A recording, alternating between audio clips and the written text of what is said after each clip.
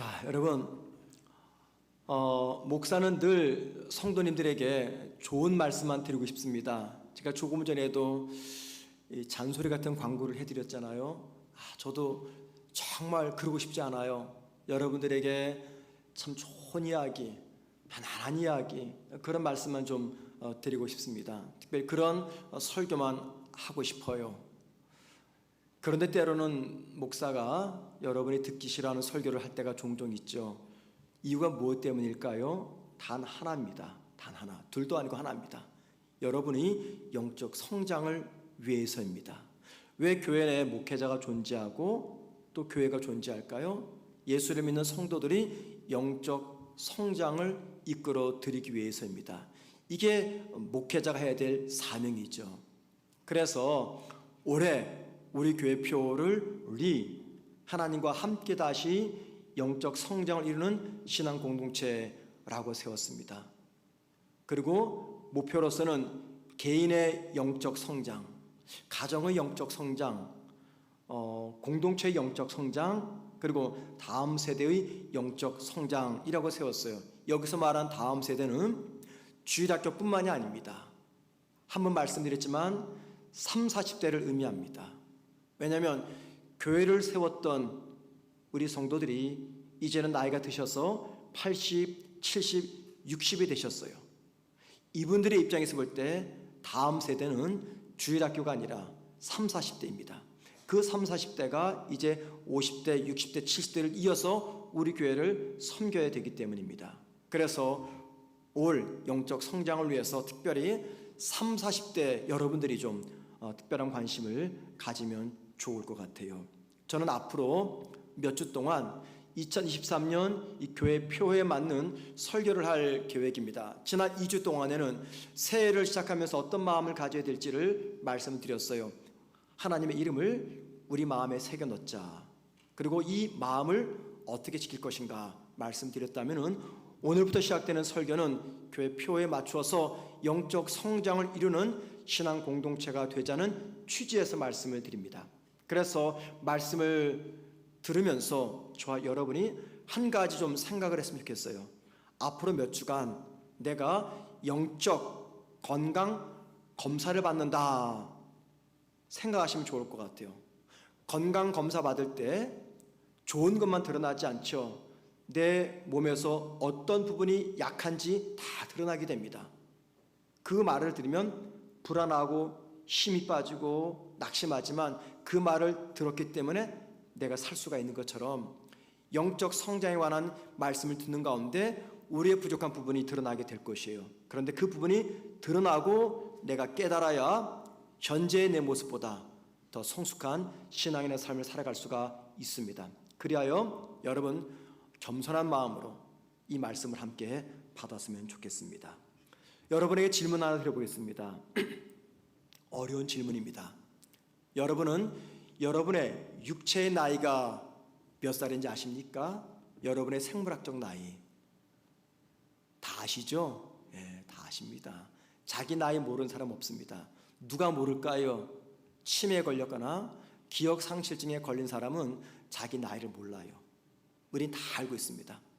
그럼 여러분 또 이렇게 물어보겠습니다. 여러분이 육체적 나이를 아시는데 그러면 영적 나이는 몇 살이나 될까요? 여러분의 영적 나이를 여러분 알고 계십니까? 사실 육체적 나이에 비해서 영적 나이를 안다는 것은 대단히 어렵습니다. 그래서 이렇게 한번 다시 말씀을 드려보겠습니다. 여러분 신앙의 단계는요 크게 4단계가 있어요. 영적 유아 단계, 갓난아이죠.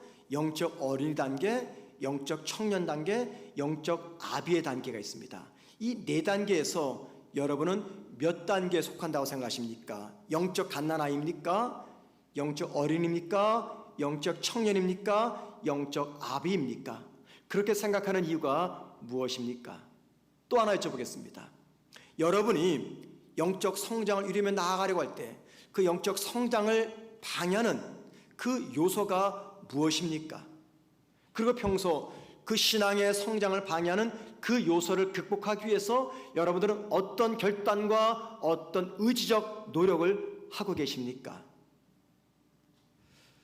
대부분의 성도들은요, 자신의 영적 발육 상태가 어떤 단계인지 잘 모릅니다. 또는 자신의 영적 성장을 방해하는 그 요소가 무엇인지 발견하지 못하고, 또 발견해도 그것을 극복하기 위해서 노력하기는 참 쉽지가 않습니다. 그래서 저는 앞으로 설교를 통해서 우리 모두 영적 발육 단계가 어떤 단계에 있는지 좀 생각해 보려고 하고, 저와 여러분의 영적 성장을 방해하는 사탄의 공격이 도대체 무엇이며 어떻게 하면 그것들을 극복하고 영적 성장을 이룰 수 있을지, 이 주제에 관해서 말씀을 전하도록 하겠습니다. 먼저 우리가 생각할 것이 있습니다. 그것은 영적 성장 또는 영적 성숙이란 무엇인가라는 겁니다. 여러분, 영적 성장과 영적 성숙이란 신앙의 연륜이나 또는 교회 직분이나 성경 지식이나 또는 은사 체험과는 별개의 문제입니다.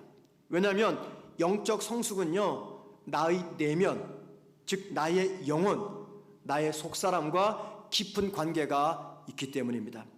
우리는 기도, 봉사, 전도 등과 같은 열심 있는 신앙 활동들이 내가 영적으로 성숙했음을 입증하는 증거라고 생각을 합니다. 또 그렇게 믿어오고 있습니다. 그 결과 겉으로는 성숙해 보이지만 영적으로는 어린 아이 단계에 머무르고 있는 그리스도인들이 교회에 넘쳐나고 있습니다.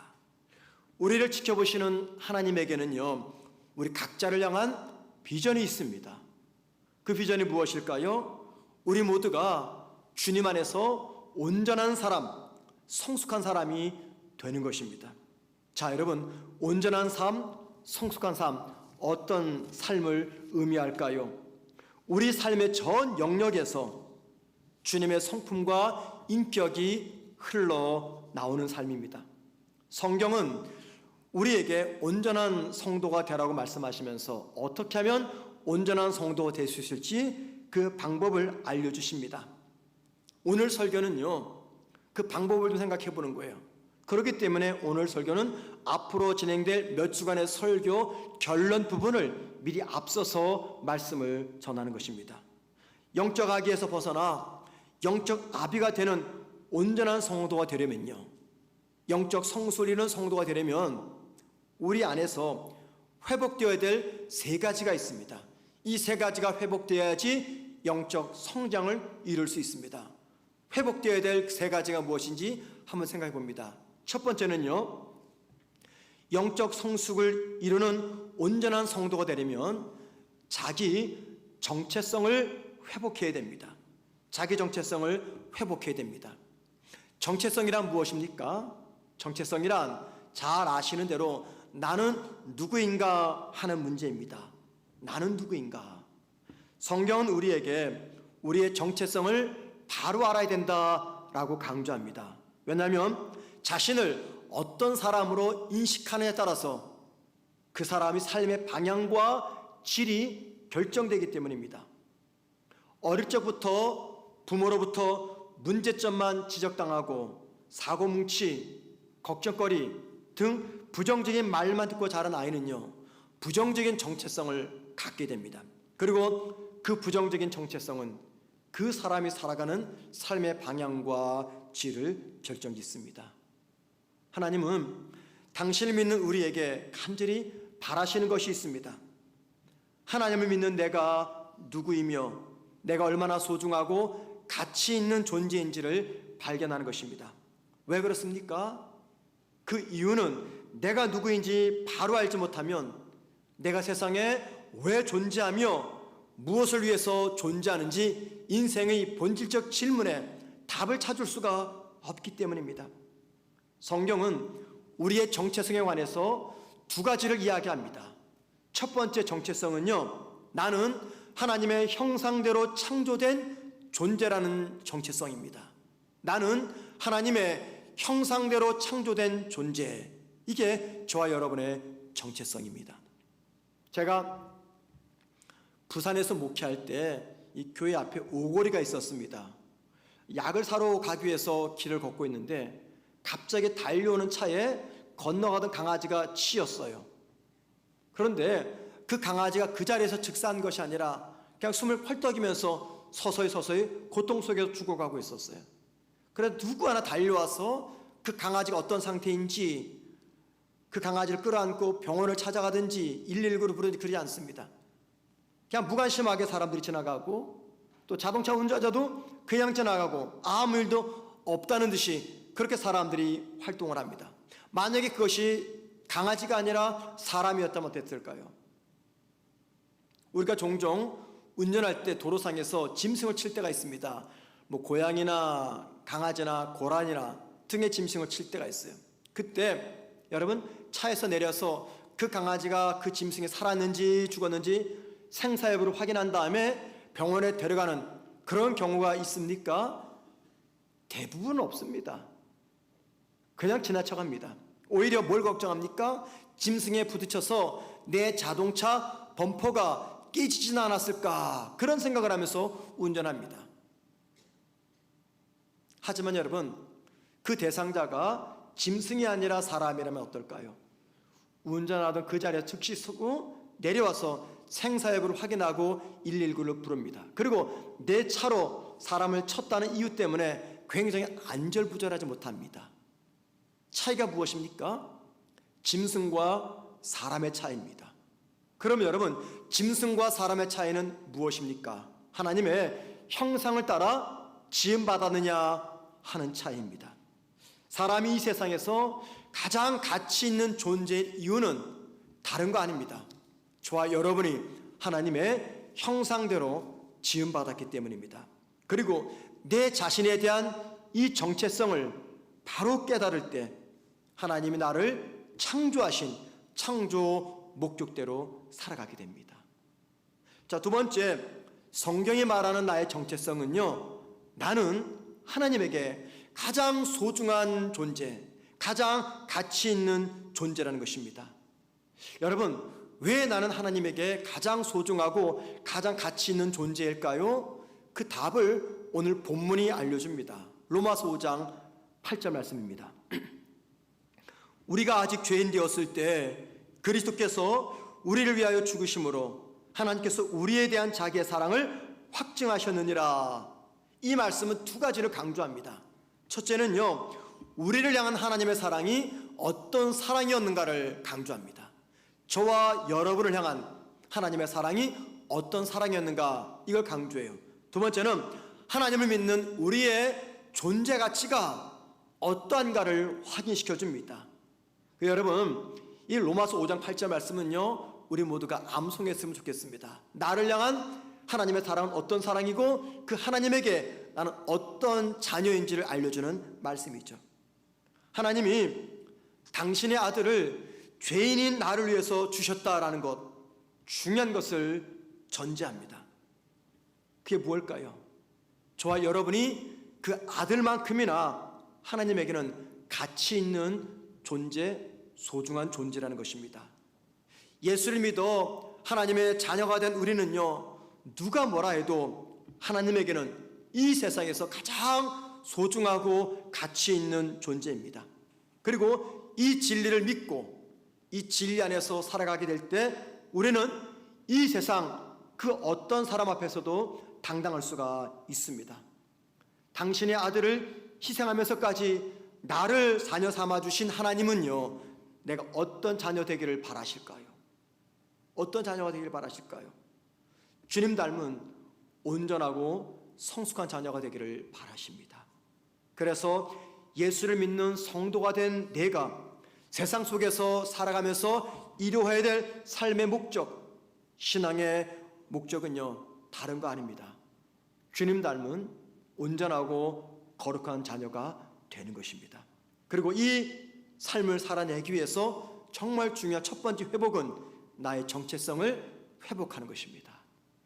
자, 두 번째, 영적 성숙을 이루는 온전한 성도가 되려면요, 상처받은 내면을 치유해야 됩니다.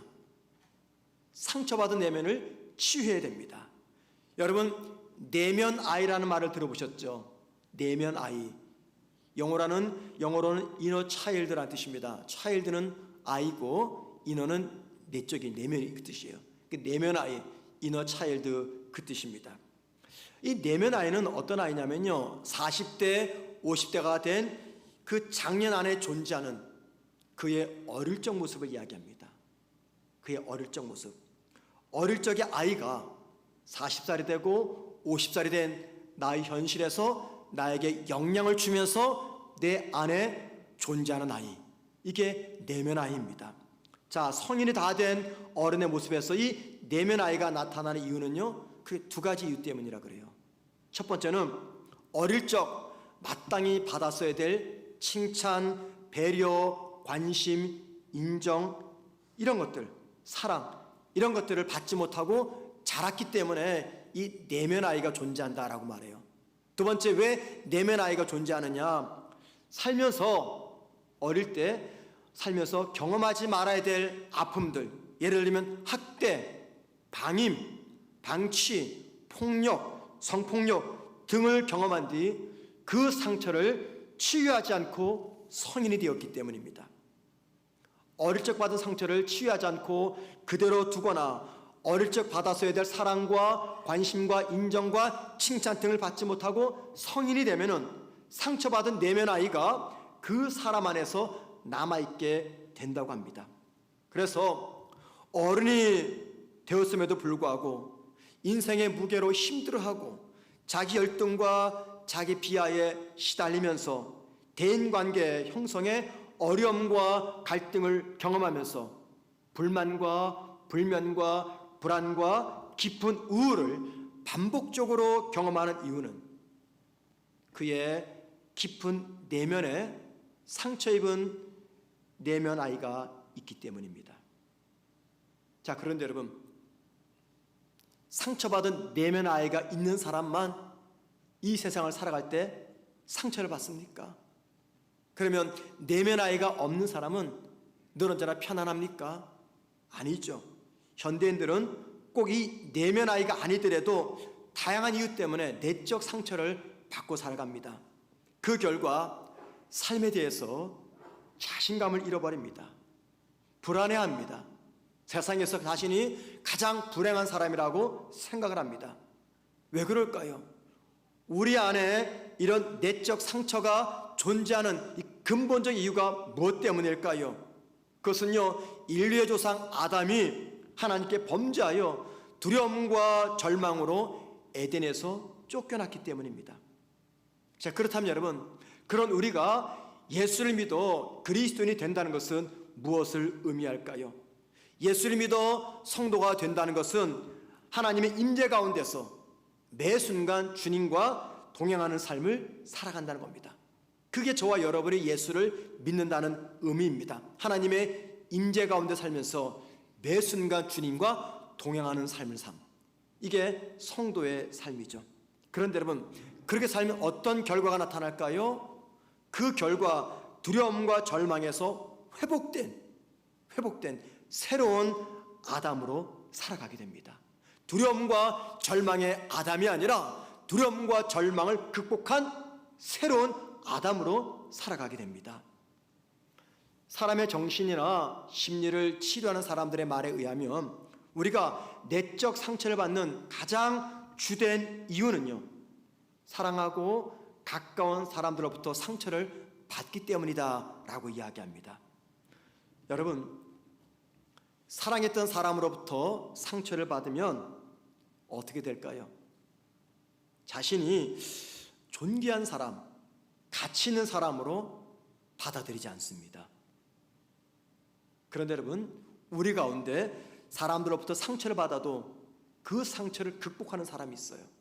어떤 사람은 상처받고 그 상처를 극복하지 못해서 자신에 대해서 부정적인 자화상을 그리며 부정적인 정체성을 갖게 있지만, 어떤 성도는요, 이루 말할 수 없는 상처를 받아도 그 상처를 넉넉히 극복하는 사람이 있습니다. 그가 누굴까요? 하나님과 하나된 관계 속에서 바른 정체성을 가진 사람입니다. 그렇기 때문에 우리 안에 존재하는 내적 아픔이나 상처를 치유하려면요, 하나님과 바른 관계를 맺는 것은 절대적입니다. 우리가 갖고 있는 이 내적 상처는요, 내적 치유쌤이나 한 번 다녀온다고 해서 해결되지 않습니다. 여러분, 이건 큰 착각이에요. 한 번 내적 치유 세미나 다녀온다고 해서 이 내적 상처가 치유가 되겠습니까? 아닙니다. 또는 기도할 때 뜨거운 것 한 번 받았다고 해서, 경험했다고 해서 내적 상처가 치유가 되겠습니까? 또는 뜨겁게 부르짖는 기도 몇 마디 했다고 내 안에 존재했던 내적 상처가 순식간에 사라지겠습니까? 절대 그러지 않습니다. 우리 내면에 깊이 뿌리내린 그 상처는요, 하나님과의 바른 관계를 통해서 날마다 치유가 되는 것입니다. 내적 상처가 치유돼야지 영적 성장, 온전한 사람이 되는 것입니다. 영적 성장을 이루기 위해서, 그래서 내적 치유는 반드시 이루어져야 됩니다.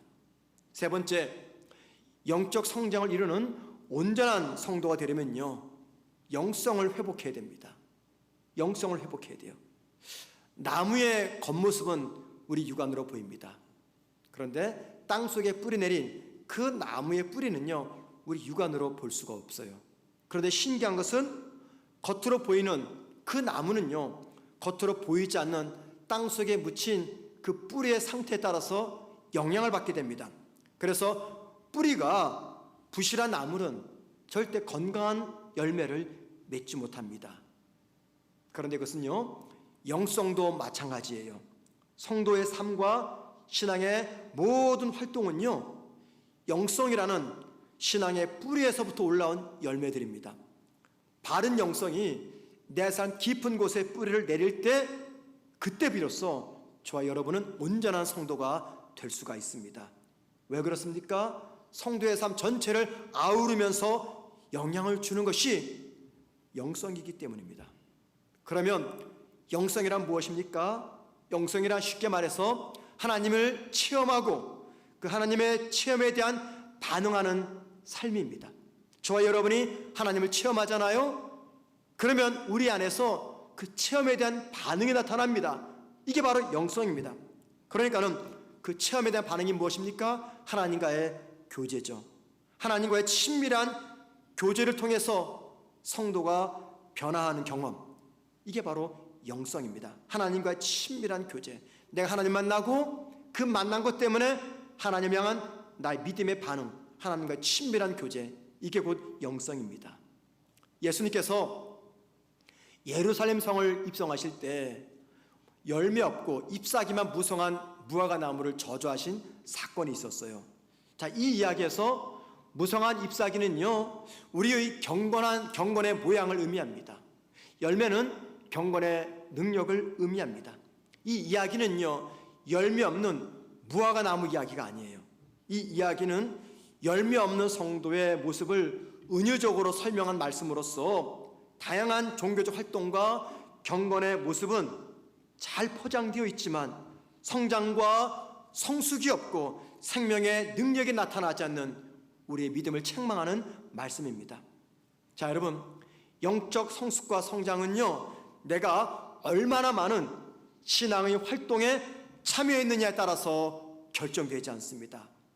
이 말은 신앙의 활동과 경건의 모양이 필요 없다, 그 말이 아니에요. 신앙의 활동과 경건의 모양은요, 너무나 중요하고 반드시 필요합니다. 그럼에도 불구하고 이런 활동들에 의해서 나의 영적 성장과 성숙이 회복되거나 영성이 깊어지는 것은 절대 아닙니다. 우리 청년들 오해하지 말고 들어주세요. 여러분, 교회 안에서 가장 열심히 있는 부서가 어딜까요? 열정이 있고 청년들입니다. 청년들은요, 어떤 일을 맡기면 열정적으로 합니다. 기도 한 번 해도 뜨겁게 하고요, 단기 선교를 가면 그 어린 영혼들, 그 나라의 어린 영혼들 정말 내 몸처럼 사랑하는 사람들이 우리 청년들이에요. 굉장히 열정적입니다. 다양한 종교적 활동에 참여합니다. 그런데 그에 비해서 영적인 깊이는 얕습니다. 그러다 보니 조그만 유혹이 오고 시련이 찾아오면 제일 먼저 멈추는 것이 신앙활동이에요. 신앙의 다양한 활동과 종교적 열심이 내 영적 성장과 비례하지는 않습니다. 영적 성숙과 성장을 위해서 다양한 믿음의 훈련과 신앙 양육이 꼭 필요합니다. 그런데 여러분, 제자 훈련 1년 받고 2년 받고 또는 다양한 신앙 훈련을 받아야지만 내가 영적으로 성숙해지는 거 절대 아닙니다. 비록 내가 다양한 신앙의 훈련을 받지 못한다 할지라도, 비록 내가 남들처럼 제자 훈련 받지 못한다 할지라도 주님과의 친밀함이 있으면요, 제자 훈련 100년 받은 사람보다 더 뜨거운 영성을 가지고 있습니다. 반대로 주님과의 친밀함이 없는 다양한 신앙의 활동과 신앙 양육은요, 내 변화의 과정에 큰 영향을 주지 못합니다. 우리의 영적 성장과 성숙을 이룬 영성, 그것은요, 내 안에 거하시는 주님을 내가 얼마나 경험하며 그 주님과 내가 얼마나 깊은 관계를 맺고 있는가, 여기에 따라서 결정이 납니다. 요한계시록 3장 1절 말씀 보면 주님이 사대 교회를 가리켜서 이렇게 말씀하셨어요. 끝부분 보시기 바랍니다. 내가 살았다 하는 이름을 가졌으나 죽은 자로다. 이게 사대 교회의 모습이었어요. 살았다 하는 이름을 가졌으나 죽은 자로다. 무슨 말입니까? 사대 교회는요, 다른 교회들이 부러워할 정도로 열정적으로 신앙생활을 했어요. 많은 사역을 성공적으로 이끌었습니다. 그래서 스스로 우리가 살아있다 라고 생각을 했어요. 인간의 눈으로 볼 때 사대 교회는 주님을 위한 열정과 희생과 헌신의 사역을 했던 교회였습니다. 그런데 놀랍게도 주님이 그 교회를 가리켜서 뭐라고 말씀하십니까? 살았으나 죽은 자다라고 말합니다. 살았으나 죽은 자. 너희들은 스스로가 우리가 살아있다 말하지만 내가 볼 때는 너희들은 죽어있어. 너희들은 다양한 종교적 활동을 통해서 우리가 살아있다 말하지만 내가 볼 때 너희들은 죽은 자야 말하는 겁니다. 왜 그렇습니까? 사대교회의 사역 속에는 경건의 능력과 신앙의 온전함이 없었기 때문입니다. 여러분, 왜 사대교회 안에는 온전함이 없었고 신앙의 능력이 없었을까요? 사대교회는요, 많은 일을 했어요. 그렇지만 영적 성장과 성숙의 핵심인 주님과의 친밀한 교제의 영성을 잃어버렸습니다. 여러분, 사대교회를 향해서 살아있으나 죽은 자라고 말씀하신 주님의 이 음성이 저와 여러분에게 무섭게 다가오기를 소망합니다. 정말 중요한 것을 알려줍니다. 무엇입니까? 하나님을 위한 열심과 희생과 헌신이 있다 할지라도 그 모든 일들이 하나님과의 친밀함에서 나온 것이 아니라면 주님 앞에서는 의미와 가치가 없다는 것입니다. 하나님과의 친밀함에서 나오지 않은 신앙의 활동들은 한낱 종교적 삶일 뿐이라고 말씀하고 있습니다. 종교적 삶이란 하나님을 부인하거나 하나님을 인정하지 않는 것이 결코 아닙니다. 모든 종교적 활동 속에서 하나님을 인정하고 하나님을 고백하지만 내면에서는 주님과의 친밀한 인격적 만남이 없는 것입니다. 제가 조금 전에 청년 말씀드렸죠.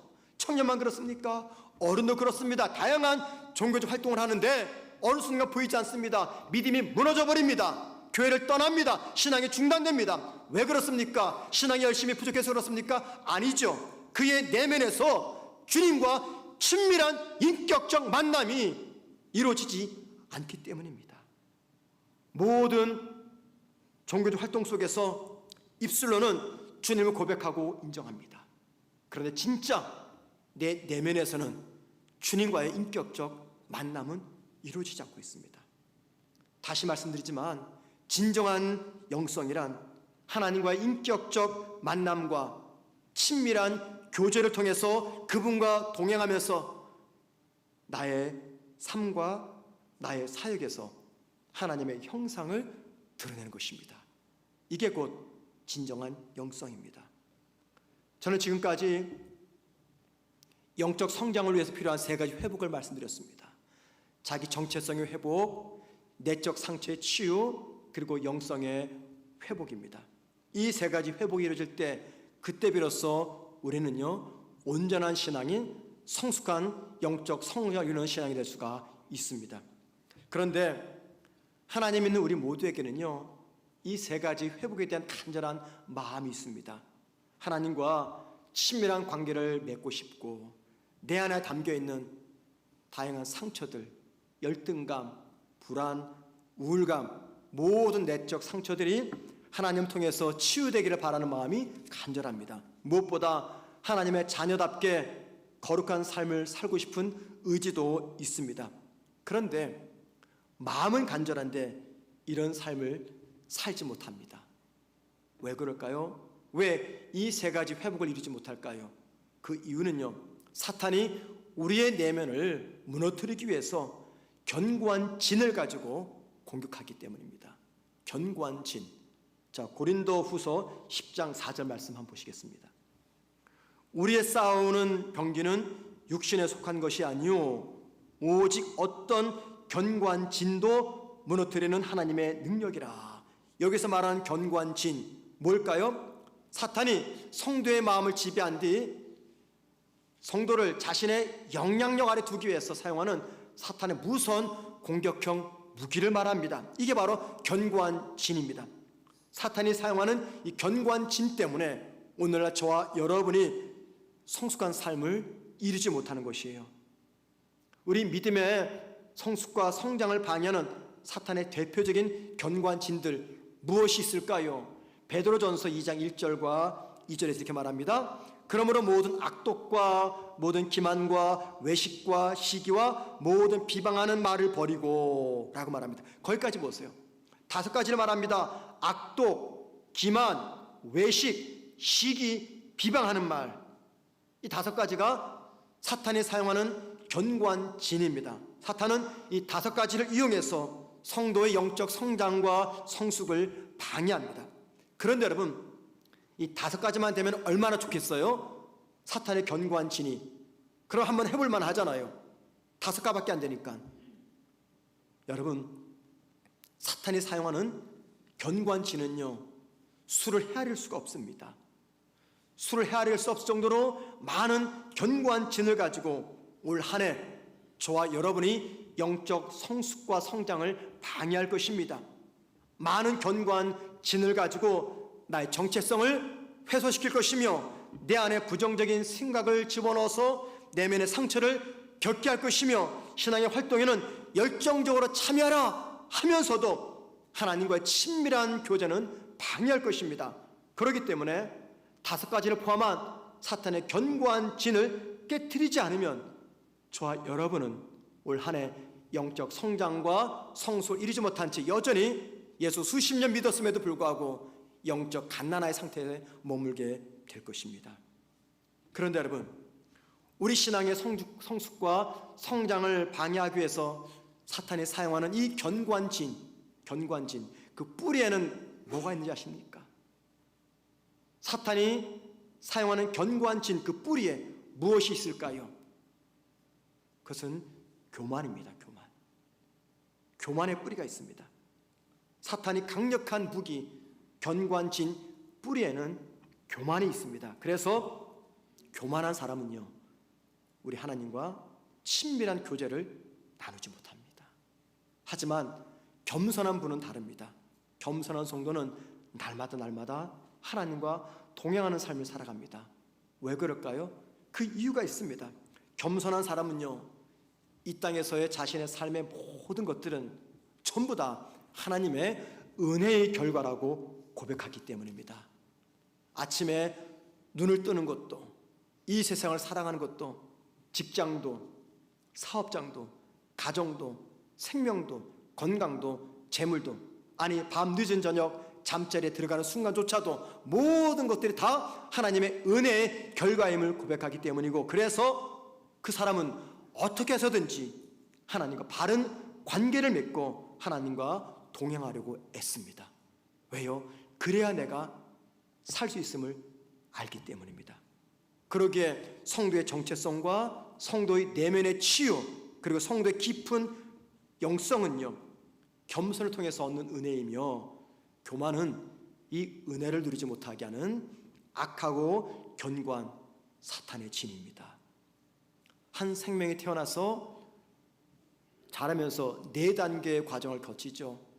갓난아이 상태, 어린아이 상태, 청년의 상태, 어른의 상태.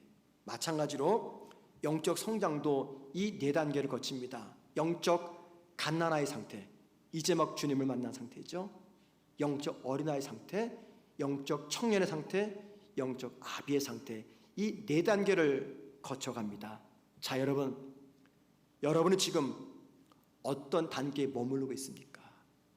영적 갓난아이입니까? 영적 어린아이입니까? 청년입니까? 아비 상태입니까? 나의 영적 나이가 지금 몇 살입니까? 저는 앞으로 영적 성장의 이 네 단계에 대해서 말씀을 전할 겁니다. 이 말씀을 전하는 저에게는 바람이 있습니다. 그것은요, 우리 모두가 이 말씀 앞에서 나의 현재 영적 발육 상태가 어느 단계인지를 정직하게 깨닫는 것입니다. 그리고 무엇이 나의 영적 성장을 방해하는 그 견고한 진이 무엇인지를 발견하는 것입니다. 그리고 어떻게 하면 그 견고한 진을 극복해서 더 나은 하나님의 사람은 성장할 수 있을까? 거기까지 나아가는 것이 설교의 목적입니다. 여러분, 평소에 어떤 고민을 하고 계십니까? 우리 고민의 대부분은요, 먹고 사는 세상의 고민입니다. 여러분, 하루하루 사시면서 내가 하나님의 사람으로 어떻게 변화해야 될까 고민하시면서 살아가십니까? 그 고민을 하는 분이라면 이번에 이 설교는 큰 의미가 될 것입니다. 오늘 이 말씀을 통해서 우리 모두가 영적 건강검진을 받는다는 그 생각 가지고 말씀 받았으면 좋겠습니다. 여러분, 현재 나의 영적 상태가 어느 단계에 와 있습니까? 나의 영적 성장을 방해하는 견고한 진은 무엇입니까? 여러분은 영적 갓난아이 상태에 머물기를 원하십니까? 아니면 영적 아비 단계에 올라가기를 원하십니까? 이러한 우리의 질문에 이번에 이 설교가 귀한 답을 제공하며 우리 모두가 2023년 한 해를 지나가면서 지금보다는, 작년보다는 한 단계 더 성숙한 하나님의 사람으로 변화되기를 주의 이름으로 축원을 드립니다.